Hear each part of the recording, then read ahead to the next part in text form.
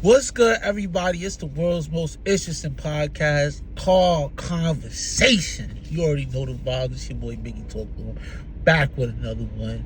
I'm here with... Man, y'all know the face, y'all know the name. Talk to me nice, don't talk to me at all. It's the one, the only, immaculate Clee, Big Clee, Mr. Big Vibes. Cletus Real Talk. I'm happy to be here. Shout out to everybody. Shout out to everyone that's been tuning in. Episode 15, massive. Shout out to all my UK brethren in it and everybody who's outside. Thank you for the support. We appreciate you. We happy to be here. Episode 15. Let's get crazy. Yo, word, bro. So, we got the topics. Clee's got the topics on the DMs. I mean, I got a couple topics, but something before the topics that just came to my mind that I wanted to ask you was like, when do you know it's time to give up or quit? Oh man, when it's just not working. A lot of people don't. When it's not working, is you have endeavors because some people got something they're always good at. Mm-hmm. I feel like, and if you know that one thing ain't good compared to the millions of other things you do well, why continue doing it? It was a time I realized, like, hell, even with football, like I just ain't have it. It happens, you feel me? So you don't think it's like a time that maybe it was just the wrong season or like, you know, it's just not the right time for that? But going back to football also taught me that sometimes when things is hard or you can't it's good not to give up. Mm-hmm. Let's not say give up.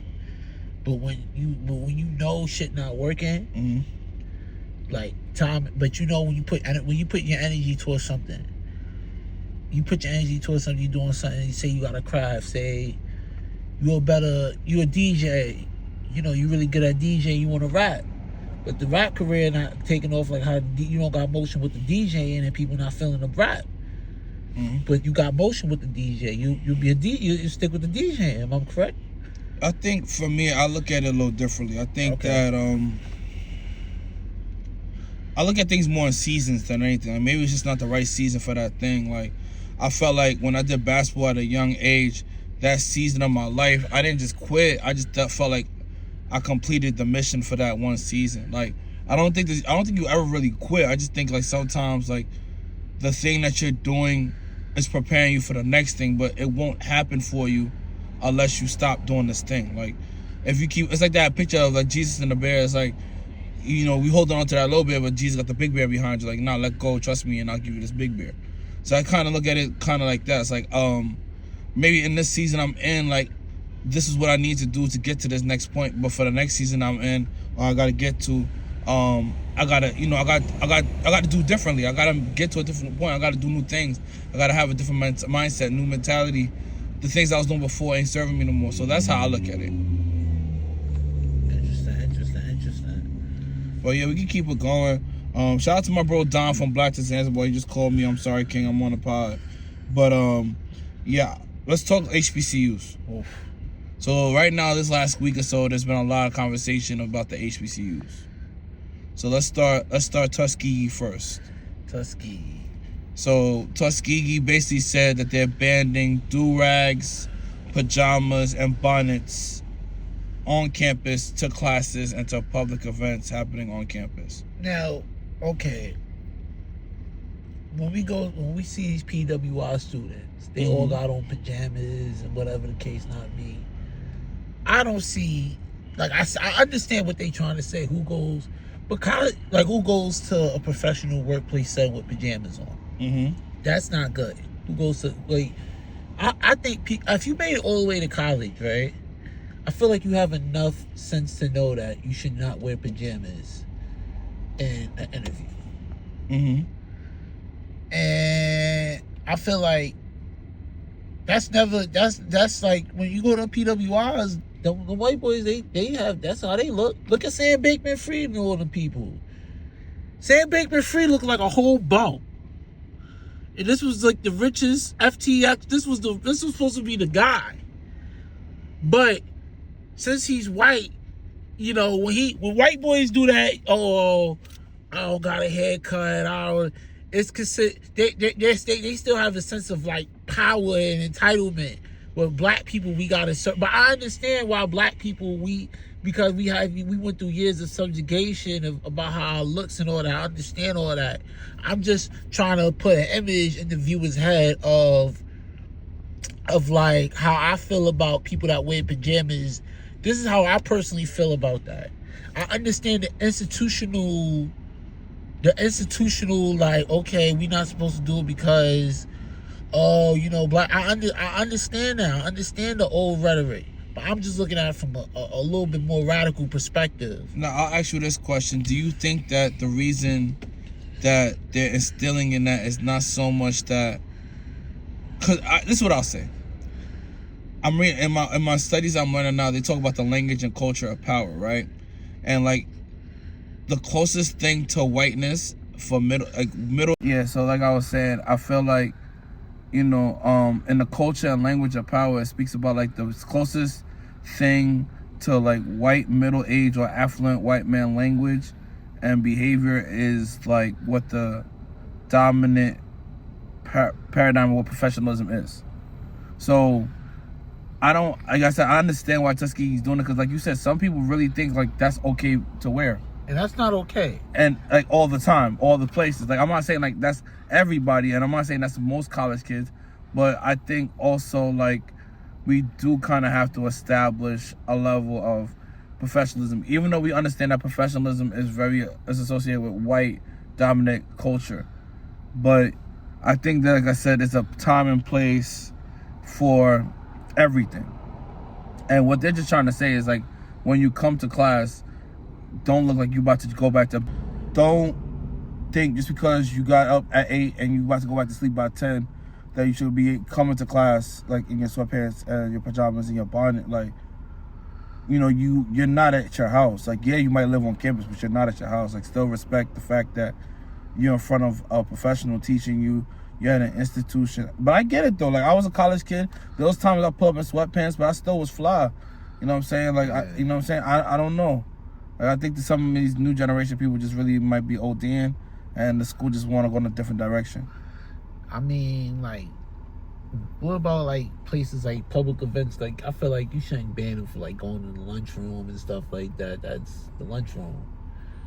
Like I said, you live there, but that's not your house. Okay. Like, you still represent your family. You still represent the institution. You don't know who might be coming to campus that day. Now what? You know what I'm saying? I don't know. It's just, it's weird. It's weird. It's a weird one, but I can see both sides of the story, to be honest. Let's continue to speak on HBCUs. We want to talk about the state of black men at HBCUs. They said it declined to 22%. Oof. Like, black men are going to HBCUs at 22%. But I know, like, the black men that are athletes are probably going to these white schools that are 99%. So, what do you think HBCUs got to do to try to either attract more black men onto these campuses or recruit? Like, if you was a president of a school, what are you doing to try to get black men on campus? First of all, let a lot of black men know that higher education is worth it. Because a lot of black men don't see the value in higher education. And worth it is in the sense that there's economic growth and like it's an investment.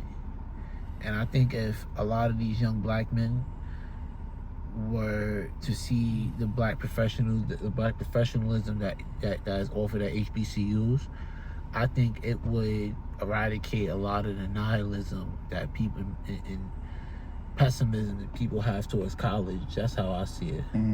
So I would just really make it just visible, like one thing I would like my school president Macaulay Abdullah, Virginia State, Dr. Abdullah, I haven't said that name in a minute. He may go into HBCU just visible. He may go the issue of visible presence, using social media and just getting the youth involved. So just being more boots on the ground and like he was more, as he was HBCU president, I liked his approach because he was more laid back. Like he was like he's the opposite of like what they're doing in Tuskegee. So he's giving you room to grow. And I feel like all these unnecessary bans don't give kids room to grow. Because like a lot of these young kids need room to grow, especially going to college and institutions like this. So that's how I see it. Now, I understand completely. Like I said, like I see both sides of the story. Both sides of the picture. I just think, well, I guess Tuskegee's just trying to go in a new direction, and they just want to establish something, an order that they're not seeing before, because maybe they see something that, you know, they didn't see, like we're not seeing. Yeah, and if we're not seeing it, that's totally my bad. So what? Yeah, because like I said, I get it. It's tough because, like I said, I know a lot of these people are gonna look at them and say, "Oh, well, I'm not coming there," and they're like, "All right, well." How you feel about what's going on at Howard?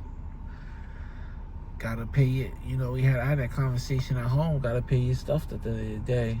I mean, I don't know if that was the reason. I just think they were just unenrolled. I didn't know. I heard it was like little fees and stuff like that, but then schools don't pay. You gotta pay that stuff on time. Yeah. Those schools don't play. Yeah.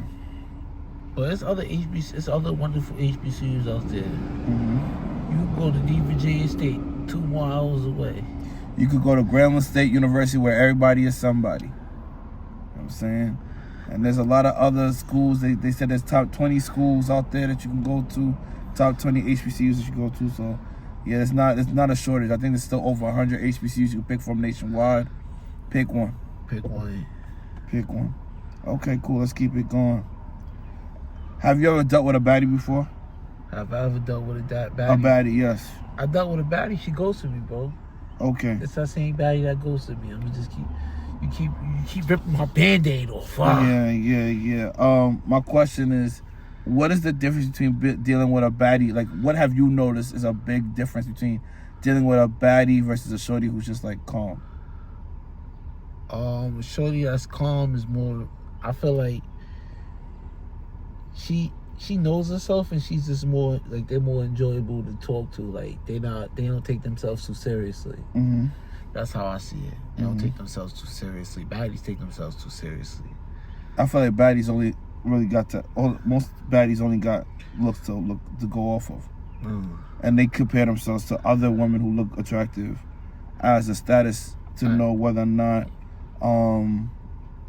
where they at in the totem pole. Yeah, and they see the other pretty girls doing this thing, so they feel like that they should be getting those same benefits. They go on the same vacation. And a lot of baddies have horrible judgment, and not just in men, but in just a lot of things. Like they go out, they're very superficial. They go off of other superficial means as to why they should value somebody. Mm-hmm. So because they're bad, and then all the niggas that talk to them or look good and are handsome, or trying to get at them, are handsome or got money, they think that that's the value of being attractive. So they think that those good traits permeate to everybody, when it's like, nah, some niggas could look handsome and be popped, but because they're handsome, and you think that because they're handsome and that's what you value, they think that they're somebody, and they're not nobodies. Word. Like, they don't have good judgment on what quality people look like. That's a fact. Because they're like superficial. They only think that if you look good or spend money, that you're somebody of value. Mm-hmm. So, and everything is about like pleasing and providing, and people pleasers. It's for them. Everything's for them. Everything's for them. Baddies be the ultimate people pleasers. Because their whole facade is built off other likes people's perspectives. Yeah. And validation, and how many, because if they don't get a certain amount of likes, they gonna hide their likes and you do all that weird shit. So I'd rather deal with a shorty that's calm than a baddie. Mm-hmm. Baddie, a quote unquote, because the shorty that calm in my book is the baddie. Mm-hmm.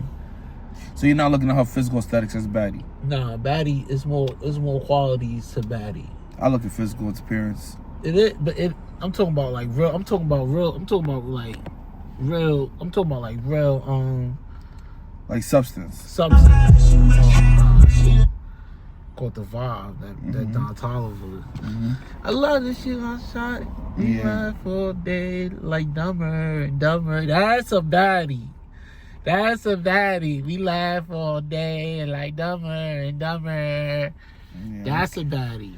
All right, so there's a man out there that sues his ex-girlfriend for ghosting him after claiming a $5 million lottery ticket he paid for, but gave to her to cash because he didn't have the proper ID at the time. What do you do? I say sue. Take it to the Supreme Court. Take it to the High Court. That's crazy, bro. Why? I'm speechless, bro. First of all, they broke the. If you ain't learned one thing about me, please don't ghost me. I think that's the cardinal sin. He did bad, though. He should have had his ID on him. That's all I could say. So, fellas, make sure you have proper ID on you at all times. Mm-hmm. That's the one thing my parents told me growing up, coming up as a youngin. So always have proper ID at all times? Always have proper ID. Okay. Shit, let's keep it going. Keep it going. At what point did you come to realize that you were who you are? Like, would you say you're stuck in your ways? I don't want to be stuck in my ways, because stuck in my ways is like procrastinating, and being stuck in my ways is not being productive and further bettering the cause I got going on right now. Mm-hmm. So I don't want to be stuck in my ways. I'm trying to be a better me every day. Mm-hmm. So that's where I'm at with it. Okay. Yeah, I think I'm not stuck in my ways, but I could definitely see how I am a little stickler about a lot of things. I'm mad particular. Anyone who talks to me and knows me, I'm mad particular. And that's not even like I'm judgmental or try to be. I'm just very particular because that's just how I am. Like, that's just what I do. So yeah, I'm trying to figure out ways to not do that no more. Word. Yeah. But yeah, for real, I don't really got much else to talk about today. You don't got much else to talk about? Nah, I mean, we try to get to this paper. There's a lot of ways to get money right now, and I'm trying to figure out at least 10 ways I could get money in so many different ways. Trusting God, trusting the process. School's been going well. And I appreciate your people looking at me like another son. It means a lot to me. Thank you, man. I appreciate you tapping in with the podcast, tapping in with the family, tapping in with everything that's going on, bro. This a sign out? Yes, a sign out. This is a sign out. And I appreciate the lovely viewers. Be sure to follow us on all the socials. Make sure y'all follow, and also make sure I'm gonna have it to with Car Conversations. Follow the brand. You get all of our information on there. I'm Talk to Them Entertainment ENT. It's your boy Biggie Talk to Them as always. And it's your boy Immaculate Clee, Big Clee. Make sure you follow Talk Ain't Cheap Network. Immaculate Scent, the candles of the vibes. Elevate your senses and elevate your spaces. And the Cletus Group, at the Cletus Group. Make sure you support that. Signing out. Yeah.